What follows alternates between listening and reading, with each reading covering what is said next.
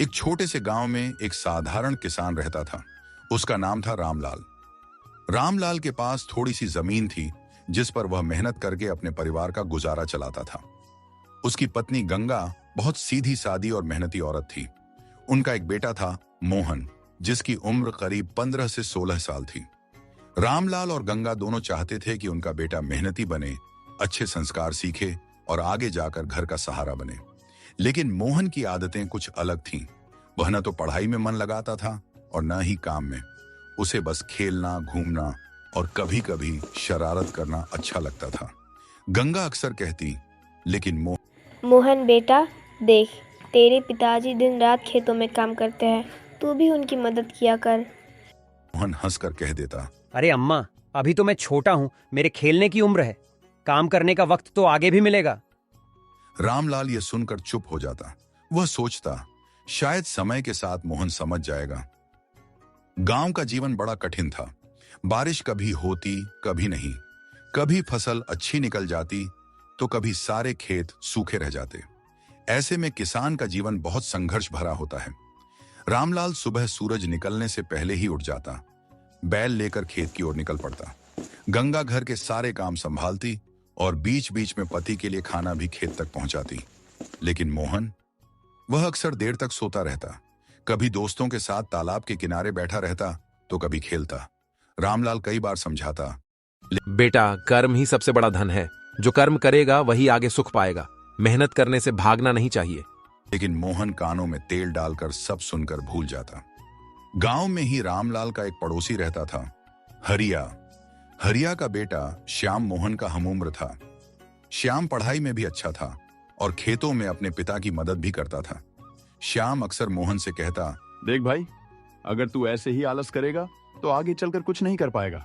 मेहनत करने से ही इंसान आगे बढ़ता है। मोहन हंसकर जवाब देता, अरे तू तो हमेशा पढ़ाई और काम में लगा रहता है। तेरी जिंदगी तो बड़ी बोरिंग है, मजे भी लिया कर। श्याम बस मुस्कुरा देता। समय बीतता गया। एक साल ऐसा आया जब गांव में बहुत सूखा पड़ा। बारिश बिल्कुल भी नहीं हुई। खेत बंजर रह गए। रामलाल के पास जो थोड़ा बहुत अन्न बचा था, उसी से वह परिवार का पेट भर रहा था। गांव में कई किसान मजदूरी करने शहर की ओर निकल पड़े। रामलाल ने भी सोचा, अगर मैं भी कुछ काम बाहर जाकर कर लूं तो शायद घर का गुजारा हो जाए। गंगा बोली, पर खेत को कौन देखेगा और घर का काम? रामलाल ने कहा, गंगा, यही समय है जब हमें धैर्य और मेहनत दिखानी है। अगर खेत को छोड़ दिया तो और भी बुरा हाल होगा। मैं खेत भी संभालूंगा और जरूरत पड़ी तो बाहर जाकर मजदूरी भी कर लूंगा। मोहन यह सब सुन रहा था, लेकिन उसने मदद करने की बजाय कहा, पिताजी, क्यों इतना परेशान होते हो? थोड़ा कर्ज ले लो ना किसी से। रामलाल ने सख्ती से कहा, ना बेटा, कर्ज लेना आसान है लेकिन चुकाना कठिन। इंसान को अपने कर्मों पर भरोसा करना चाहिए, न कि दूसरों के पैसों पर। रामलाल ने हिम्मत नहीं हारी। उसने सुबह शाम खेत में काम करना शुरू कर दिया। उसने पानी के लिए कुआं खोदने की कोशिश की। गांव के कुछ लोग हंसते हुए बोले, अरे रामलाल, सूखे में कुआं खोदकर क्या करेगा? पानी कहीं मिलेगा भी नहीं। लेकिन रामलाल ने हार नहीं मानी। वह रोज थोड़ा थोड़ा खोदता रहा। गंगा भी कभी कभी साथ देती। मोहन को भी कई बार कहा गया, लेकिन वह बहाने बनाकर भाग जाता। करीब 1 महीने बाद अचानक रामलाल के कुएं में पानी निकल आया।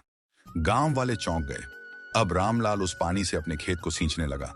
धीरे धीरे उसकी फसल हरी भरी होने लगी, जबकि बाकी किसानों के खेत सूखे पड़े थे। गांव वाले अब रामलाल की तारीफ करने लगे। उसे लगा, मैंने तो पिताजी की बिल्कुल मदद नहीं की। अगर मैं भी साथ देता तो शायद काम और आसान हो जाता। श्याम ने आकर कहा, देखा मोहन, यही होता है कर्म का फल। मेहनत करने से ही सुख मिलता है। मोहन चुप हो गया। फसल कटने का समय आया। रामलाल के खेत में अच्छा अनाज हुआ। उसने घर का पेट भी भरा और थोड़ा अनाज बेचकर कुछ पैसे भी कमा लिए। लेकिन उसी साल गांव में डाकुओं का डर फैल गया। एक रात कुछ डाकू गांव में आए और कई घरों से अनाज लूट कर ले गए। डाकू जब रामलाल के घर पहुंचे तो उसने हिम्मत दिखाते हुए कहा, भाइयों, यह अनाज मेरी मेहनत की कमाई है। मैं इसे इतनी आसानी से नहीं दूंगा। रामलाल ने डटकर मुकाबला किया। गांव वाले भी उसके साहस को देखकर बाहर निकल आए और सबने मिलकर डाकुओं को भगा दिया। उस दिन के बाद से रामलाल गांव का आदर्श बन गया। मोहन ने सब कुछ अपनी आंखों से देखा। उसके मन में गहरा असर हुआ। उसे समझ आ गया कि उसके पिताजी की मेहनत और कर्म ने ही उन्हें बचाया। वह पिता के पास जाकर बोला, पिताजी, अब तक मैं गलत था। आपने सही कहा था कि कर्म ही सबसे बड़ा धन है। अब मैं भी आपके साथ मेहनत करूंगा और सच्चाई व ईमानदारी के रास्ते पर चलूंगा। रामलाल की आंखों में खुशी के आंसू आ गए। गंगा ने बेटे को गले से लगा लिया। समय बीतने के साथ मोहन भी मेहनती हो गया। अब वह न सिर्फ खेतों में पिता की मदद करता, बल्कि पढ़ाई में भी ध्यान देता।